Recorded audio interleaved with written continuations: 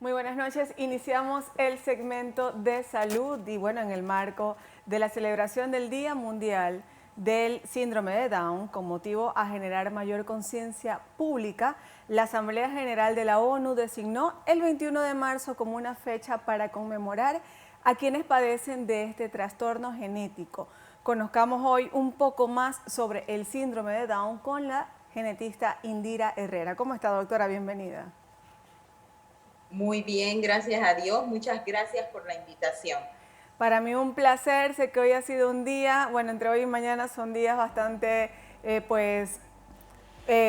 full, de verdad que de muchas actividades para ustedes, pero es un honor tenerla también acá en el segmento de salud. Iniciemos hablando sobre qué es el síndrome de Down, si es una enfermedad como tal o podemos decir que es una condición física.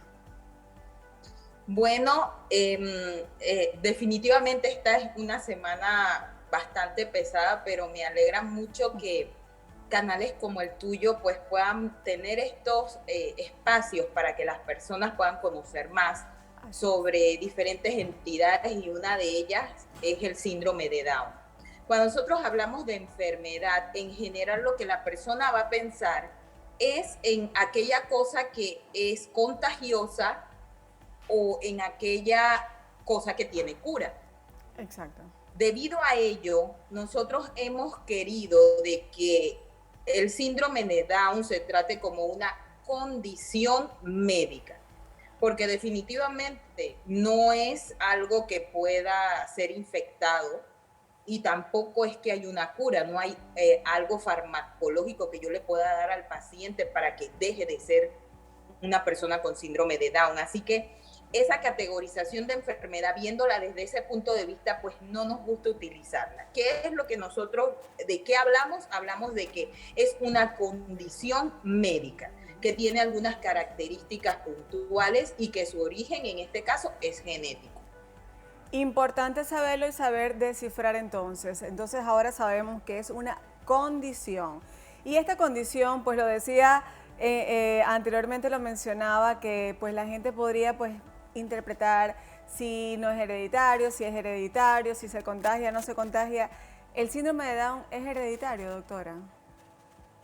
Bueno, te voy a comentar que el 95% de los casos de las personas que tienen el síndrome de Down son al azar.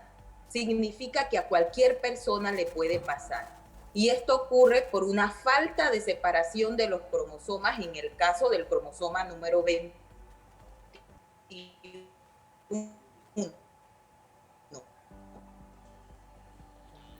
Así es. Entonces, bueno, puede Pero suceder por el cromosoma número 21. Si continuamos, sería perfecto, doctora, la información. una jovencita de 17 años siendo Quisiera nos así es. repitiera, doctora, Así es, tuvimos una totalmente. falla técnica, pero Hay un quisiera... 3% que puede ocurrir por translocación. Doctora, tenemos una falla técnica, pero me encantaría que volviéramos a repetir pues todo lo que es el tema, si es o no hereditaria esta condición.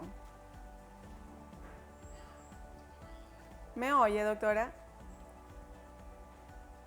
Bueno, esperemos tenerla nuevamente con nosotros porque es un tema bastante interesante. Como les decía al principio del segmento, pues mañana es el Día Mundial del Síndrome de Down y de verdad que es algo sumamente interesante, pues cómo saber diferenciarlos y también importante cómo tratar a las personas con el síndrome de Down, quienes pueden ser mayormente integrados a la comunidad. Doctora, ¿estamos con usted nuevamente?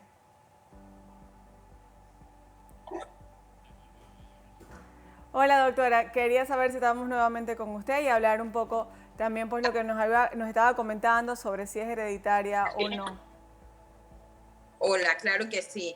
Pues aquí estamos nuevamente. Pues te comentaba que el 95% de los casos pues ocurre al azar por una falta de separación de los cromosomas y en el caso del cromosoma 21 no se separan y puede ocurrir en una mujer de 16 años como en una mujer de 50 años. Este es pues lo que se llama no separación o no disyunción cromosómica, es el 95% de los casos. Hay un 3% que ocurre por translocación. Eso significa que un cromosoma 21 se une a otro cromosoma y está pegadito a ese, es solo un 3%, y ese es al que llamamos hereditario, porque puede ser que papá o mamá lo porten, ellos son totalmente normales, tienen el número normal de cromosomas, pero pueden heredarle a su hijo este cromosoma que está alterado, que está traslocado, y entonces hace que su bebé tenga la trisomía, es el 3%. Y hay un 2% que puede ocurrir por una división celular posigótica errónea, o sea, se forma el huevito, pero luego de una división celular, pues puede pasar que hayan células normales y células alteradas. Eso se le llama mosaico, pero es solo un 2%. ¿Y cuándo puede ser diagnosticada la persona pues con esta condición física? ¿Desde el embarazo o en qué momento? Es una pregunta genial, espectacular, y para que todas las mujeres, la pareja, pueda saber. Desde que están, digamos que embarazados, hay estudios prenatales para conocer el bienestar fetal. Uno de ellos se llama prueba prenatal no invasiva, y se trata de obtener sangre materna y de allí analizar el ADN fetal. En esto podemos nosotros ver si hay trisomía 21 o no. Es sensible, en un 99% es un excelente examen. Ahora, me puedes decir, pero hay otros que podamos usar a nivel, digamos, público. Pues sí, tenemos marcadores serológicos del primer trimestre, del segundo trimestre, que también pueden ser utilizados, son menos costosos y definitivamente dependen de la evaluación de alguien especializado para que podamos sospechar que esa mamá, pues su bebé viene con una condición distinta, una trisomía, y hacemos un estudio confirmatorio prenatal, o sea, desde el embarazo se puede conocer. Y claro, si ya el bebé nace, hay una prueba que se llama cariotipo que nosotros podemos hacer para confirmar la clínica que el genetista ve al nacer el bebé de trisomía 21. Y ahí quiero llegar también sobre qué dificultades podrían presentar bajo su condición a diferentes, pues, o a diferencia de otras personas, si son más frecuentes a presentar enfermedades crónicas u otro tipo de enfermedades, estas personas que tienen el síndrome de Down. Bueno, las personas que tienen síndrome de Down definitivamente sí tienen algunas condiciones que son más frecuentes. Por ejemplo, pues tienen una tendencia mayor a tener cardiopatías. Esta cardiopatía se llama canal auriculoventricular, en general se da bastante. Pueden tener alteraciones visuales como la miopía, en general van a tener talla baja, son hipotónicos, o sea, son más aguaditos que otras personas. Tienen una tendencia un poquito mayor, dice que 10 a 15 veces más que la población general, a tener leucemia. El hipotiroidismo congénito también es un poco más frecuente en los niños que tienen síndrome de Down o en los pacientes que tienen síndrome de Down. Algunos podrían presentar convulsiones. Se dice que al cumplir 50 años ya la mitad de los pacientes que tienen síndrome de Down ha convulsionado alguna vez. Entonces, pues definitivamente hay patologías que presentan con mayor frecuencia, pero es importante también que se sepa que con un buen seguimiento de los pacientes, pues una persona con síndrome de Down puede tener una vida de 70, 80 años, como cualquier otra persona. Definitivamente es importante el diagnóstico temprano y el seguimiento del paciente.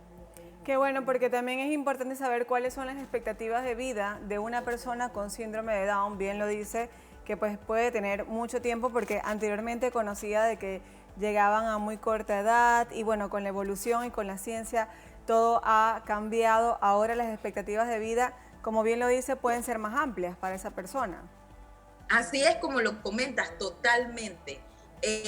Antes pues no teníamos tantos de qué echar mano, pero como la ciencia ha avanzado, ya te digo, prenatalmente ya nosotros podemos sospechar que ese paciente viene con síndrome de Down y nosotros podemos esperarlo, podemos hasta ver si tiene una cardiopatía, saber si hay que operarlo tempranamente o no. para manejar su hipotonía, terapia intensiva, para manejar su retraso del lenguaje, terapia intensiva. Le hacemos screening o tamizaje para hipotiroidismo congénito, para leucemia. O sea, los genetistas tratamos de no dejar nada atar. Por eso yo siempre le digo a los pacientes de diversas entidades, y en este caso que estamos conmemorando pues el Día Internacional del Síndrome de Down, que nunca se olviden de que ellos deben tener su genetista de cabecera, definitivamente. Alguien que los va a estar guiando, les va a estar diciendo qué es lo que deben de hacer y en qué momento es mejor hacerlo. Y hablemos del amor de las personas con síndrome de Down. Una persona con síndrome de Down podría casarse y tener su familia. ¿Existe la posibilidad de que tengan hijos con esa misma condición? Bueno, mire, yo siempre les comento y te hablo así porque mis pacientes en verdad me preguntan todas estas cosas. Me parece maravilloso que pues tú hagas estas preguntas al aire, porque definitivamente sí, las niñas que tienen síndrome de Down son fértiles y aunque se dice que los varones son infértiles, no significa que no hayan algunos espermatozoides pues que puedan tener alguna reserva mínima o que puedan ser muy lentos, pero que la posibilidad existe, pues es cierta. ¿Qué sucede? En países ya digamos que desarrollados, las personas con síndrome de Down tienen capacidad de decisión, aunque a nosotros nos parezca muy extraño porque en nuestras latitudes pues no se da de esa manera. Pero este año, sobre todo el lema, digamos, de la OMS para el síndrome de Down, que es con nosotros, no por nosotros, no tenemos nosotros que tomar las decisiones que ellos quieran. Pues definitivamente se van a enamorar, definitivamente van a tener un novio, una pareja. No es eso real de que no es que tú te vas a quedar conmigo toda la vida. No me parece que sea y no debe ser. Lo que debemos hacer como padres, como médicos, como genetistas, es guiar y llevar a esa persona con síndrome de Down a la independencia. Que esa persona se pueda ganar la vida, que no sea una carga para la sociedad, que esa persona pueda ser independiente y que pueda junto a nosotros tomar alguna decisión que respecta al amor, porque no quiere tener un novio, porque no. Claro que sí. Doctora, y cerrando ya la entrevista, muy breve, ¿cómo ves la inclusión de personas con síndrome de Down acá en el país? Bueno, en verdad creo que en Panamá se han dado pasos, no puedo negar, creo que de las patologías cromosómicas en el síndrome de Down es una de las que más inclusión ha tenido, pero aún falta mucho y es una realidad. Falta mucho en las áreas de estudio, en las escuelas, porque inclusión no significa que yo tenga un aula especial y un aula para los otros niños. Inclusión es que todos los niños estén en la misma aula.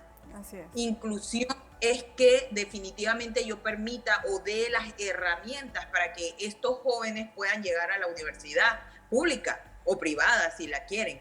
Inclusión es que en todos los trabajos que usted vaya o en todas las áreas económicas, usted diga, hay una persona que tiene síndrome de Down. No es que no se dé, probablemente tú me puedes mencionar, sí, yo he visto alguna, pero falta más. Estamos dando pasos, pero falta más para que nuestras personas que tienen síndrome de Down puedan ser plenos y puedan llegar a lo que comentábamos anteriormente, a poder tener independencia y a poder salir de su casa, a tener una pareja, ¿por qué no? Qué bueno, doctora Indira. Muchísimas gracias por estar con nosotros en este espacio de salud. Gracias a ti. Así es, y con esto cerramos el segmento de salud con nosotros, no por nosotros. Ese es el lema de este año del Día Mundial del Síndrome de Down. Se trata de un enfoque basado en los derechos humanos y no en la caridad hacia los individuos con esta condición genética, puesto que merecen los mismos accesos, oportunidades y tratos que se le dan a las demás personas.